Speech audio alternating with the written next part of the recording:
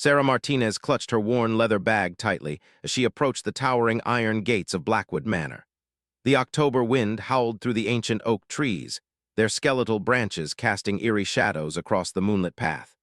At 23, Sarah had worked as a maid in several grand estates, but nothing had prepared her for the imposing Gothic structure that loomed before her. The advertisement in the local newspaper had been peculiar. It sought a night shift made for a reclusive nobleman, offering wages 3 times the normal rate. The only requirements were discretion, courage, and the ability to work alone during the midnight hours. Sarah's mounting medical bills for her younger brother's treatment had left her desperate enough to ignore the strange stipulations. Mrs. Helena Blackwood, the estate's elderly housekeeper, met Sarah at the servants' entrance. Her silver hair was pulled back in a severe bun, and her pale blue eyes seemed to pierce through Sarah's soul as she conducted the brief interview. "The master is very particular about his privacy," Helena explained, her voice carrying a slight European accent. "He suffers from a rare condition that makes him extremely sensitive to sunlight. You will never encounter him during your duties, as he rests during the night hours when you'll be working." Sarah nodded, grateful for the opportunity. The master of the house was Adrian Blackwood, a mysterious figure who had inherited the estate from his family decades ago.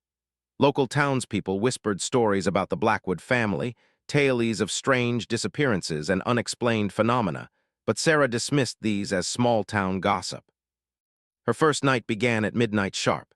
Helena had left detailed instructions for cleaning the main hall, library, and dining room. The manor's interior was breathtaking despite its dark atmosphere. Priceless artwork adorned the walls, and antique furniture filled every room. Candelabras provided flickering light, casting dancing shadows that seemed to move independently. As Sarah dusted the ornate furniture in the library, she noticed something peculiar. Despite Helena's assurance that the master slept during these hours, she could hear faint movement from the upper floors. Footsteps echoed softly through the ceiling, accompanied by what sounded like whispered conversations, though she never saw another soul in the house. The second week brought more strange occurrences.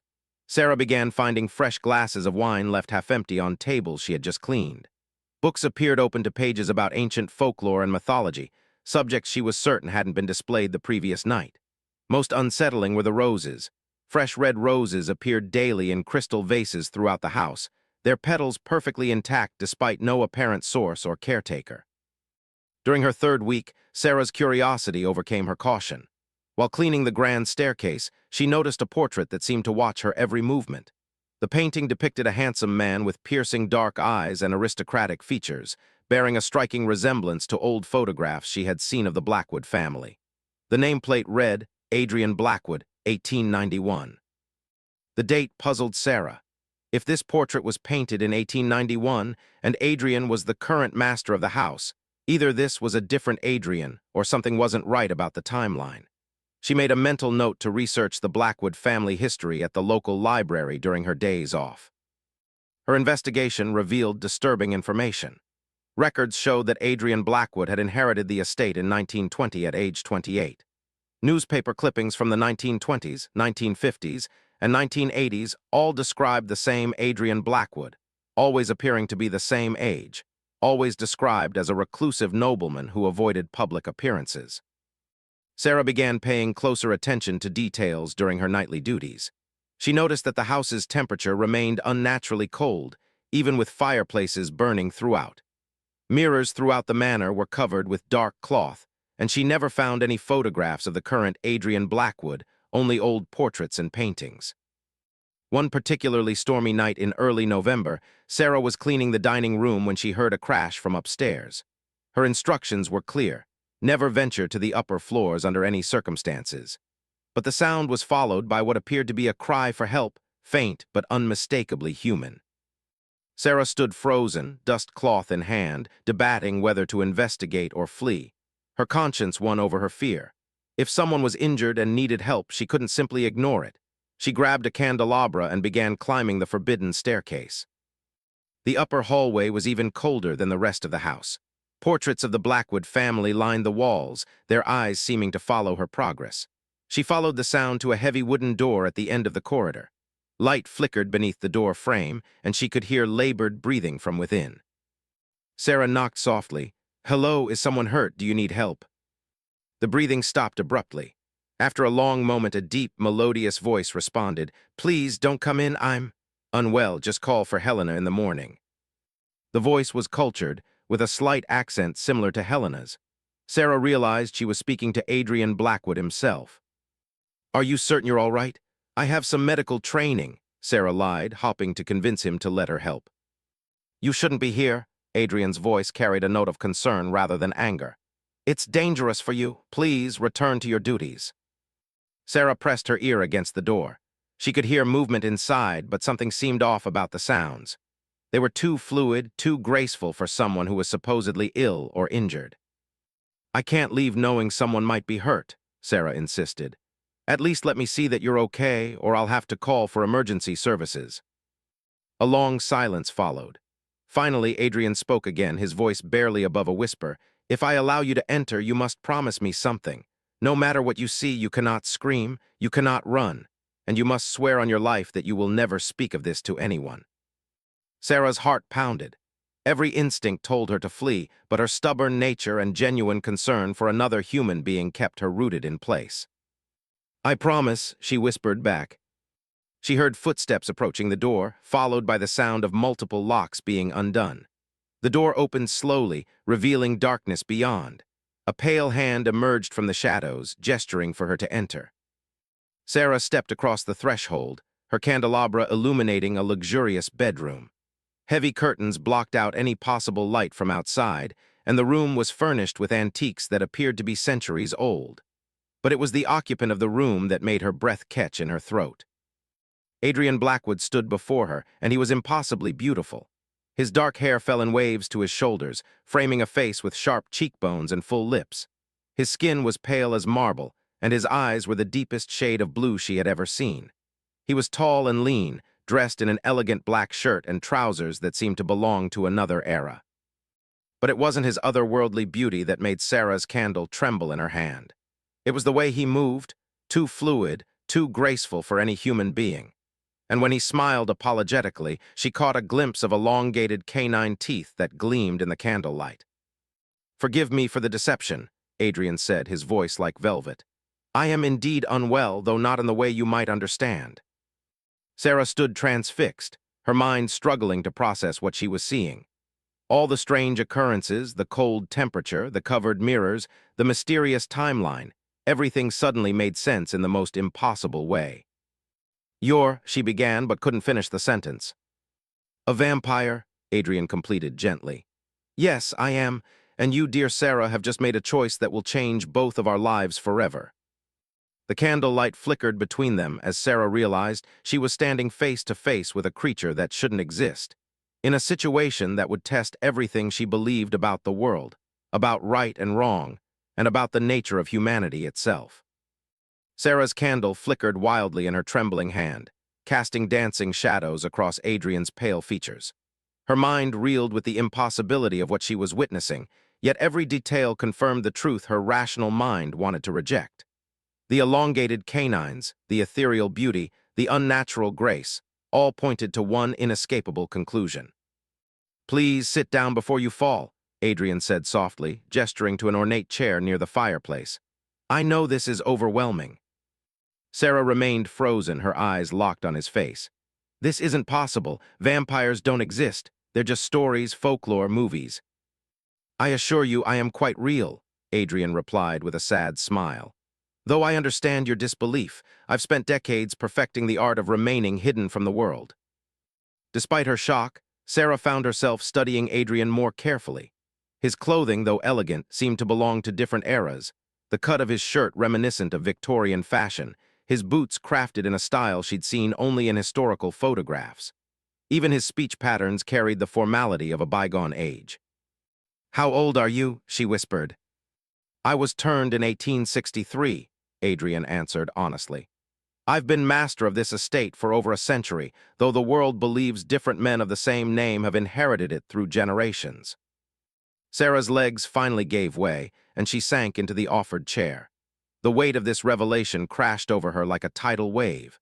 She was alone in a room with a creature that could kill her without effort, yet Adrian made no threatening moves. Instead, he moved to pour 2 glasses of wine from a crystal decanter. "You said you were testing me," Sarah managed to say. "What kind of test?" Adrian paused in his pouring, his back still turned to her. "I've been alone for so very long, Sarah. Decades of isolation, of hiding what I am, of feeding only on what I must to survive without harming innocence. When Helena suggested hearing a new maid, I saw an opportunity to observe someone, to see if there was still goodness in humanity." He turned back to her, offering a glass of wine. Sarah noticed his hands were steady, controlled, while hers shook visibly. "I wanted to see what you would do when faced with moral choices," Adrian continued.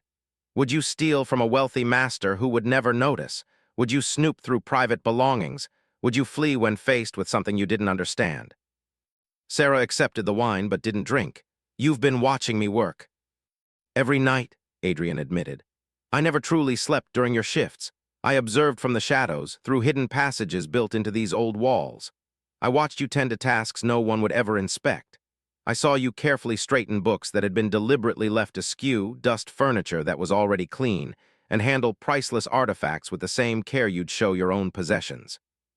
The reality of being constantly observed should have terrified Sarah, but instead, she felt a strange sense of validation. Her meticulous work hadn't gone unnoticed after all. "The roses," she said suddenly. "You were leaving fresh roses throughout the house." Adrian nodded, a ghost of a smile playing at his lips. "You admired the rose garden during your first interview with Helena. I thought they might brighten the dark halls for you. And the wine glasses, the open books." "Small tests," Adrian explained, settling into a chair across from her. "To see if you would drink what wasn't offered, read what wasn't meant for you, take liberties with your position." Sarah set down her untouched wine glass.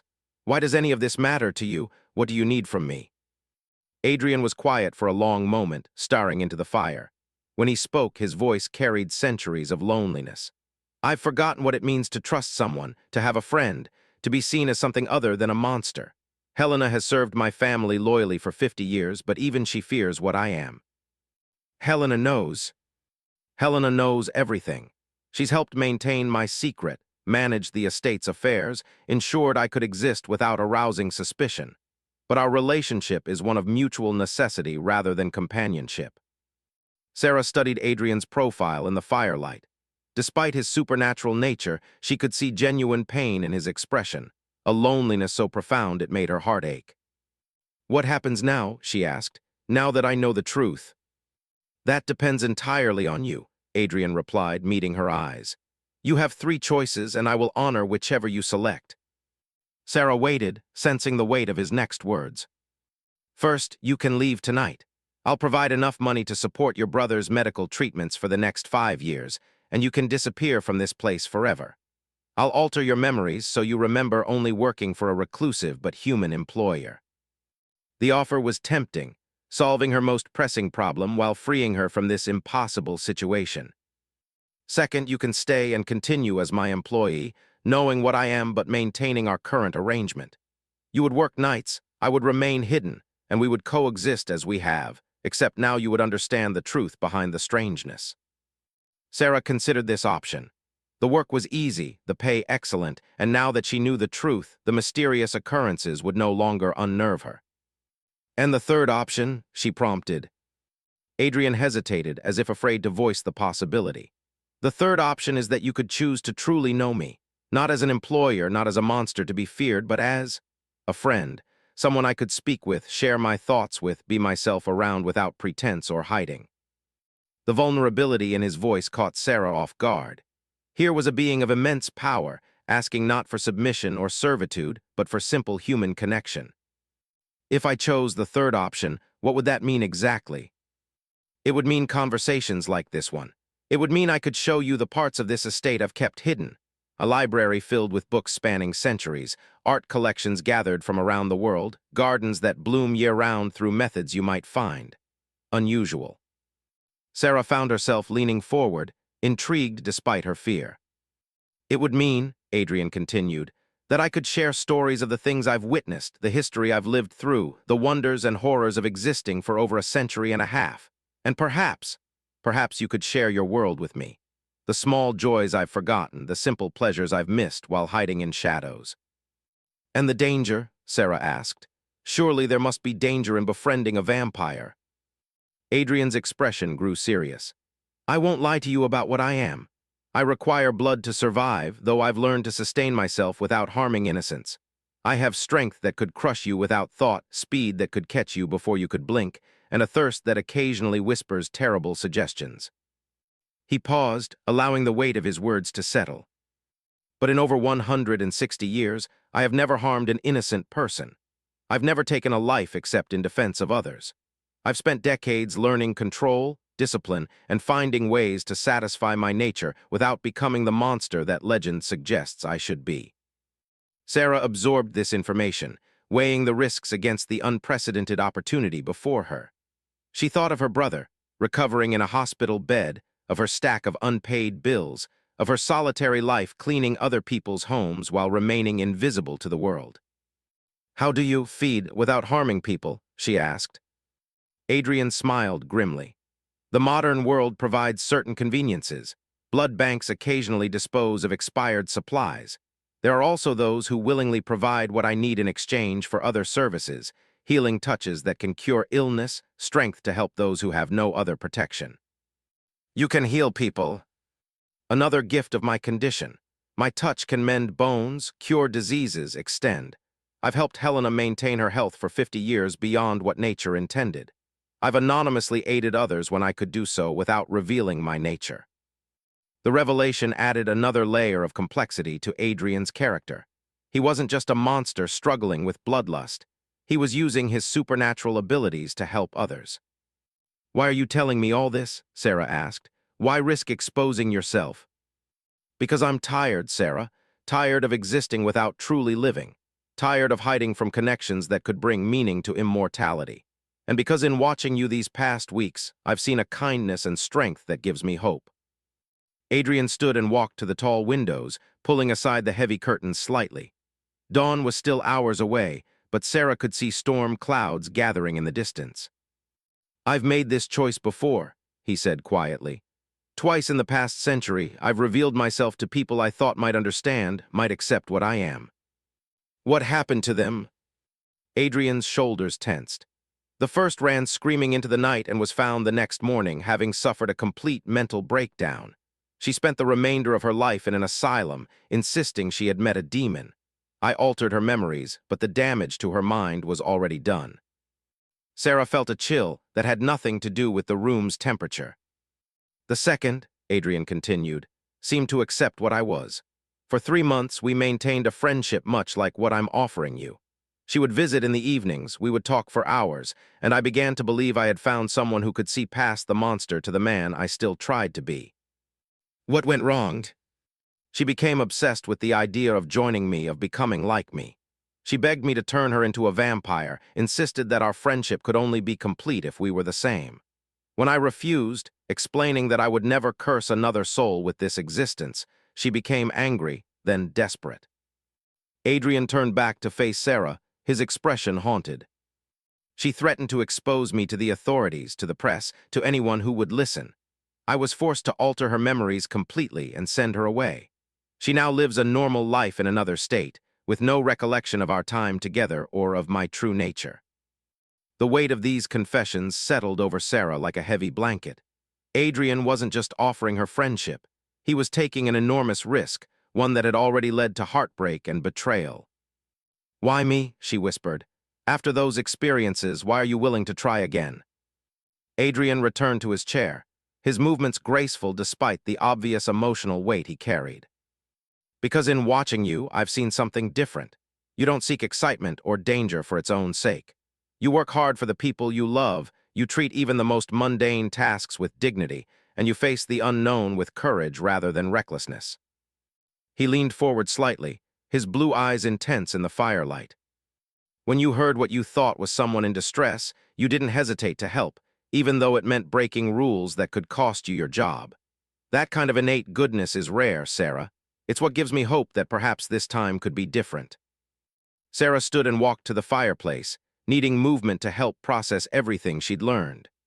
The flames danced hypnotically, and she found herself thinking of her brother Michael in his hospital bed, of her cramped apartment with its stack of bills, of her life of cleaning other people's messes while remaining invisible. "If I stay," she said finally, "if I choose to know you as a friend, what guarantees do I have? How do I know you won't alter my memories if things don't go as you hope? How do I know I can trust someone who has the power to reshape my mind?" "You don't," Adrian answered honestly. "Trust is always a risk, whether you're dealing with a human or something else entirely. All I can offer you is my word and the knowledge that I've spent over a century learning to value honor above convenience." Sarah turned to face him. "And if I can't handle it, if the reality of what you are becomes too much? Then we'll discuss options that allow you to leave safely, with your life improved by our association. I won't trap you here, Sarah. Whatever choice you make tonight can be revisited and changed." The storm outside was growing stronger, lightning illuminating the windows in brief, bright flashes. Sarah realized that this conversation was happening during what should have been one of the most terrifying moments of her life, yet she felt calmer than she had in months. "I need to ask you something directly," she said. "Have you ever killed anyone, ever taken a life for your own survival?" Adrian was quiet for so long that Sarah wondered if he would answer. When he finally spoke, his voice was barely audible. "Yes, in my early years, before I learned control, I killed to feed. 3 people died by my hand before I found other ways to survive." The honesty of his admission hit Sarah like a physical blow. She had been hoping for a denial, for reassurance that the man she was growing to care about had never committed such acts. "I won't dishonor their memory by making excuses," Adrian continued. "They were innocent people who deserved to live full lives. Their deaths taught me the true cost of my existence and drove me to find alternatives. Every night for the past century, I've carried their faces with me as a reminder of why I must maintain control." Sarah sank back into her chair, overwhelmed by the complexity of the situation. Adrian was both the most honest person she'd ever met and a confessed killer. He was offering her friendship while acknowledging he could be dangerous. He was promising her choices while admitting he had the power to take them away. "I need time to think," she said finally. "Of course, take all the time you need. Dawn is approaching anyway, and I must rest soon.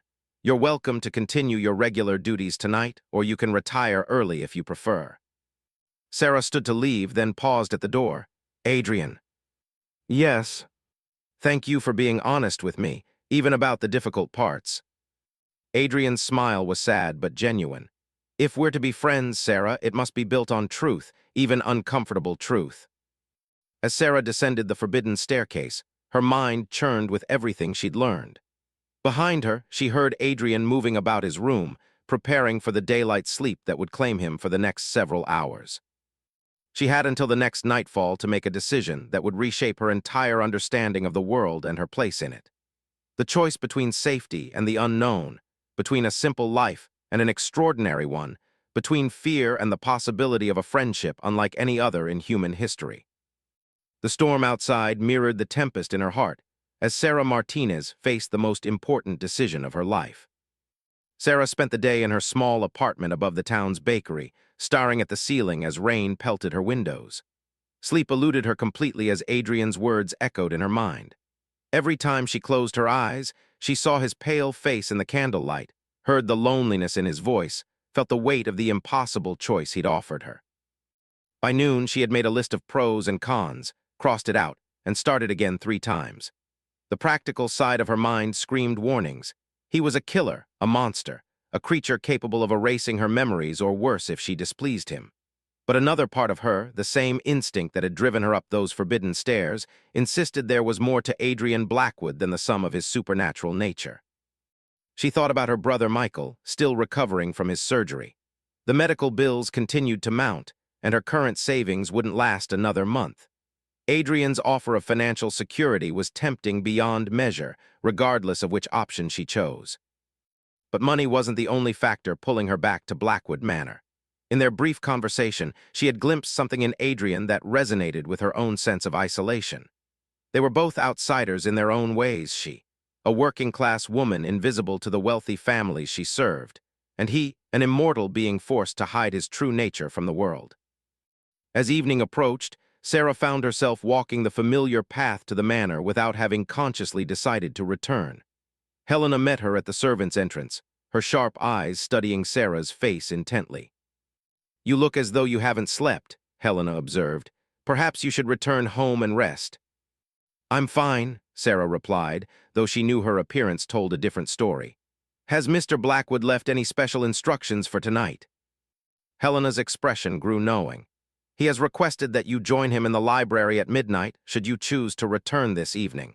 He also wanted me to give you this. Helena handed Sarah a small, leather-bound journal tied with a black ribbon. Attached was a note written in elegant handwriting. These are the words of someone who struggled with the same choice you face now. Perhaps they will provide some guidance. A.B. Sarah accepted the journal with trembling hands, immediately curious about its contents, but deciding to wait until she had privacy to read it. The evening's work passed quickly. Sarah found herself moving through her tasks with mechanical precision, her mind focused entirely on the approaching midnight hour. She noticed details she'd previously overlooked, the way certain floorboards creaked in patterns that could serve as a warning system, the strategic placement of mirrors that would allow someone to observe the main rooms from hidden vantage points, the subtle scents of herbs and flowers that seemed to ward off any feeling of staleness, despite the manor's age. At 11:30, Sarah settled into a chair in the library and opened the journal Adrian had given her. The pages were filled with entries in different handwriting, clearly not Adrian's elegant script. As she read, she realized this was the Diary of Mills, dated from 1924 to 1925. Its early entries described her employment as a governess at Blackwood Manor for Adrian's supposed nephew. She wrote about strange occurrences, her growing curiosity about her mysterious employer, and her gradual realization that something supernatural was happening in the house. The middle entries detailed her discovery of Adrian's true nature and her initial terror, followed by fascination. Wrote extensively about their conversations, Adrian's vast knowledge of history and culture, and her growing affection for someone she described as the most lonely soul I have ever encountered. But the final entries told a darker story, became increasingly obsessed with the idea of joining Adrian in immortality. Her writing grew erratic as she begged him repeatedly to transform her. The last entry, dated 3 months after her first encounter with Adrian, was barely legible. He refuses to understand that mortality is a prison. I cannot bear the thought of aging and dying while he remains forever young. If he will not grant me eternity willingly, perhaps I can force his hand. I know where he rests during the day. I know how to hurt him. Tomorrow I will make him see that we belong together forever. The journal ended there, but Sarah understood what had happened next. Had threatened Adrian, forcing him to alter her memories and send her away. This was the second person he had mentioned, the one who had seemed to accept him before becoming obsessed with transformation. As midnight chimed from the grandfather clock, Sarah heard soft footsteps on the stairs. Adrian appeared in the doorway, dressed in dark trousers and a deep blue shirt that matched his eyes. He moved with that same fluid grace, but Sarah noticed he maintained a respectful distance. I see you've read's journal, he said, nodding the book in her hands. She loved you, Sarah said quietly. She loved the idea of me, Adrian corrected gently. She was fascinated by the romance of immortality, the allure of eternal youth and power. But she never truly saw me as a person, only as a gateway to something she wanted for herself. Adrian moved to the fireplace, stirring the flames with an ornate poker. Saw my curse as a gift. She couldn't understand that immortality without purpose is merely an extended form of suffering. And what is your purpose? Sarah asked, closing the journal and setting it aside. For the longest time, I believed it was simply to survive without causing harm, Adrian replied. But lately, I've begun to think that perhaps my purpose is to find ways to help others, to use what I am for something positive rather than merely existing in the shadows. Sarah stood and approached him, nodding how the firelight played across his pale features. Tell me about the people you help. You mentioned healing abilities. Adrian's expression softened. There's a children's hospital in the city. I've learned to disguise my appearance enough to volunteer there during night shifts. The children can't be harmed by my presence the way adults might be. Their innocence seems to provide natural protection. What do you do there? I read to them mostly. But sometimes, when a child is particularly ill and the doctors can do no more, I find ways to ease their pain. A touch that reduces fever, a whispered word that helps them sleep peacefully. Small things that make a difference without drawing attention. Sarah felt her heart constrict. The image of this powerful, dangerous creature gently comforting sick children challenged every preconception she'd held about monsters and heroes. There's also an elderly woman named who lives alone on the outskirts of town, Adrian continued. Her grandson was one of the people I killed in my early years. I've spent the last 50 years secretly ensuring she's cared for, paying her bills anonymously, arranging for groceries to be delivered, making sure her house is maintained. Does she know? No, and she can never know. But it's a small way of honoring the life I took, of caring for someone he should have been able to care for himself. Sarah moved closer, studying Adrian's profile as he stared into the flames. You carry so much guilt for mistakes made over a century ago. Immortality means living with your failures forever, Adrian said simply. But it also means having unlimited time to try to make amends. They stood in comfortable silence for several minutes, the crackling fire the only sound between them. Finally, Sarah spoke. I've made my decision. Adrian turned to face her fully, his expression carefully neutral despite the tension she could see in his shoulders. I choose the third option, Sarah said firmly. I want to know you, really know you, not as an employer or a monster, but as a friend. The relief that washed over Adrian's features was so profound that Sarah felt tears spring to her eyes. He closed his eyes briefly, as if savoring the moment, then looked at her with an expression of gratitude so intense it took her breath away. Are you certain? He asked quietly. Once we begin this friendship, once you become part of my world, there will be risks I cannot eliminate entirely. I'm certain, Sarah replied, but I have some conditions. Adrian nodded, waiting for her to continue. First, you never alter my memories without my explicit consent, no matter what happens between us. If our friendship fails, if I can't handle what you are, we discuss options together. You don't make that decision for me. Agreed, Adrian said immediately. Second, you're honest with me about everything. Your past, your present, the dangers, the benefits, all of it. No protecting me from uncomfortable truths. I can promise that as well. Third, Sarah paused, gathering courage for her final condition. You let me help you with your work. The children's hospital, caring for whatever other ways you're trying to make amends. I want to be part of the solution, not just a passive observer.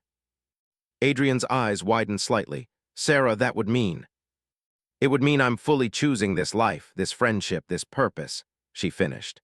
I'm not interested in being kept safe on the sidelines while you carry all the responsibility alone. For a moment, Adrian looked as though he might argue, but then a slow smile spread across his face. You continue to surprise me. Yes, I accept your conditions. Sarah extended her hand formally. Then we're agreed, partners in this strange new friendship. Adrian took her hand gently, his skin cool but not unpleasantly so. Partners, he agreed. As they shook hands, Sarah felt a shift in the air around them, as if the house itself was acknowledging the significance of their agreement. The candles seemed to burn brighter, the shadows less threatening. So, Sarah said, settling into a comfortable chair, where do we begin? I believe you promised to show me hidden parts of the estate. Adrian's grin was boyish despite his centuries of existence. I did indeed. But first, I think you should meet Helena properly. She's been eavesdropping from the hallway for the past 10 minutes. I have not been eavesdropping, Helena's voice called from beyond the doorway. I have been ensuring your safety, as is my duty. She appeared in the doorway, her stern expression softened by obvious relief. Welcome to the family, Sarah Martinez. It's been far too long since this house has had genuine laughter within its walls. Sarah looked between Helena and Adrian, realizing she was now part of something she'd never expected to find. A chosen family bound not by blood, but by secrets, loyalty, and genuine care for one another. Now then, Adrian said, rising from his chair with renewed energy, let me show you the real Blackwood Manor, starting with the library's hidden passages and ending with the greenhouse where I grow flowers that bloom only in moonlight. As Adrian led her toward a bookshelf that swung inward to reveal a narrow passage, Sarah marveled at the turn her life had taken. 24 hours ago, she had been a struggling maid with mounting debts and few prospects. Now, she was the trusted friend of an immortal being, embarking on a life filled with magic, purpose, and the promise of adventures she couldn't yet imagine. The passage opened into a vast underground library filled with books spanning centuries. their leather bindings gleaming in the soft light of crystal chandeliers. Ancient texts sat beside modern volumes, creating a collection that represented the accumulated knowledge of Adrian's long existence. "This is where I spend most of my time," Adrian explained, running his fingers along the spine of a particularly old tome. "Learning, researching ways to help others, documenting the changes I've witnessed in the world." Sarah moved deeper into the library, awed by the sheer scope of the collection. "You could start a university with these books." "Perhaps someday I will," Adrian mused, "though I'd need a trusted partner to help manage such an endeavor during daylight hours." Sarah turned to look at him, seeing the hope and invitation in his expression. "Is that an offer?" "Consider it a possibility for the future," Adrian replied. "For now, let's focus on tonight's adventure. The greenhouse I mentioned is connected to this library through another passage. The flowers there are unique." As they walked deeper into the hidden areas of Blackwood Manor, Sarah realized that her choice to trust Adrian had opened a door to a world of possibilities she'd never dreamed existed. She thought of her brother Michael, who would soon have the best medical care money could buy. She thought of the sick children in the hospital who would benefit from Adrian's gentle healing touch. She thought of all the ways their partnership could make a difference in the world. Behind them, Helena smiled as she extinguished the candles in the main library.